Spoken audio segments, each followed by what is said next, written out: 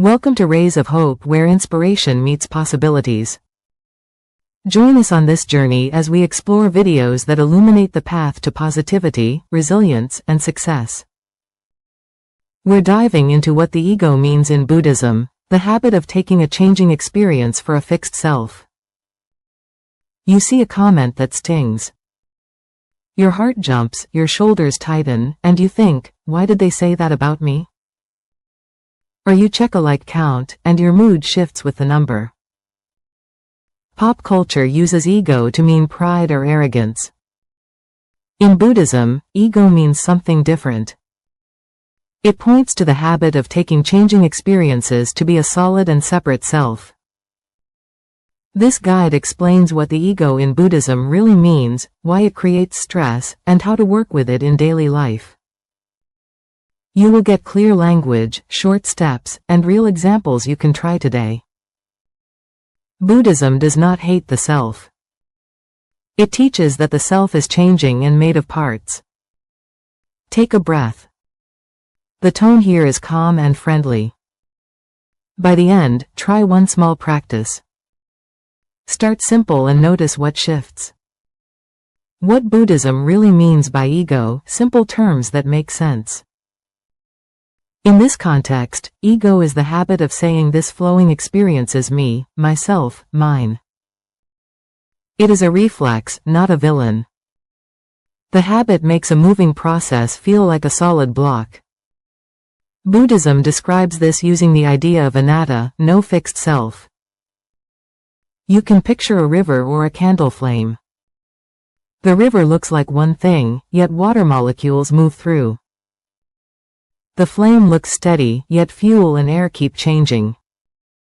The sense of self is like that, a process that appears steady because change is fast and linked. The 5 aggregates explain the bundle we call me. They are the body and awareness events that keep shifting. Dependent origination adds cause and effect. Conditions give rise to a moment that feels like me, then it passes and gives way to the next. This view is meant to reduce suffering. It does not deny daily roles. You can still be a parent, student, or worker. You can keep promises and care for others. The aim is less clinging to the story of me, which brings more ease and wiser action. Anatta, no fixed self, in clear words. Anatta means there is no fixed core that stands unchanged. There is experience, there is awareness, and there are habits. Nothing stands still for long. Think of a short scene. In the morning, you feel angry in traffic. Later, you laugh with a friend. In the afternoon, you feel proud after finishing a task. At night, you feel sad watching a movie. Which one is the fixed me? The sense of self appears with conditions, then fades. Different moods, thoughts, and body states arise and fall. The Buddha's teaching in the Anatta Lakkhana Sutta points to this. It says that body, feelings, and thoughts do not obey us and do not last. Seeing this clearly lightens the load. The 5 aggregates, the bundle we call me. The 5 aggregates are a simple map. Form, body, the physical body and senses. Feeling tone, pleasant, unpleasant, or neutral flavor of any moment. Perception, labels and recognition, like that is a phone. Mental formations, thoughts, intentions, habits, moods. Consciousness, awareness of sight, sound, touch, and so on. A quick example. Your phone pings. Form, your ear hears the sound. Feeling tone, it feels pleasant or irritating. Perception, you think text message. Mental formations, a thought arises, is it good or bad news? Consciousness, awareness knows all of this. Clinging shows up when we grab any part as me. I am my body shape. I am my feelings. I am my thoughts. Each grab tightens the chest and shortens the breath. Each one creates tension because the aggregates change. Dependent origination, why the self feels real. Dependent origination is a chain of causes and effects. Contact leads to feeling, which leads to craving, then clinging, then becoming, and stress. Picture a simple story. A text arrives at 9:03 p.m. Contact happens, you hear the ping.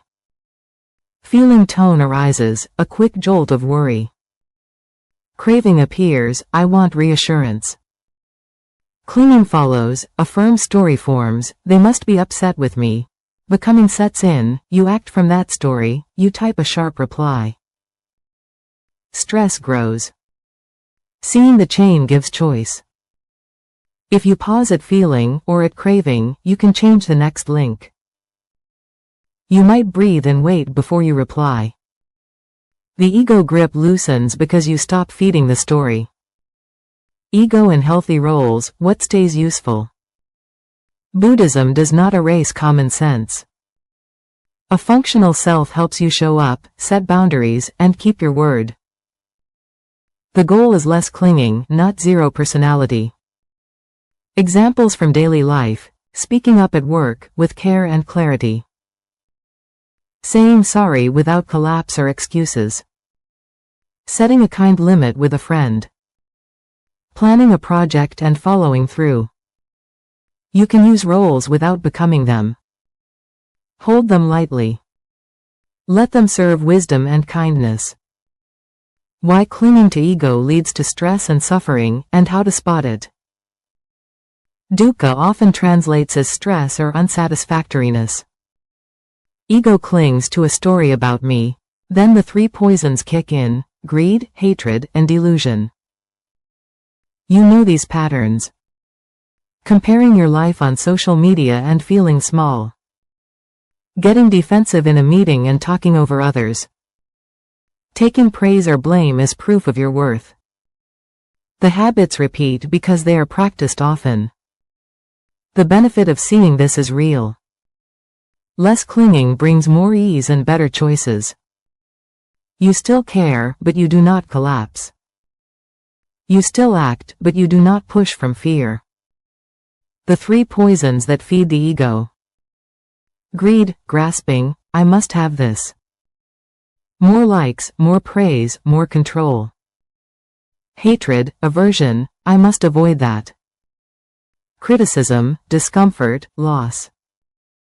Delusion, confusion, I am right, the story is all that exists. These feed the ego story. When you notice them early, you can step out. A breath and a label help: grasping, pushing, confused. The spell weakens. Common ego traps in daily life. Checking likes. Cue, a notification. Reaction, scroll and compare. Cost, anxiety and sleep loss. Interrupting to be right. Cue, a view you dislike.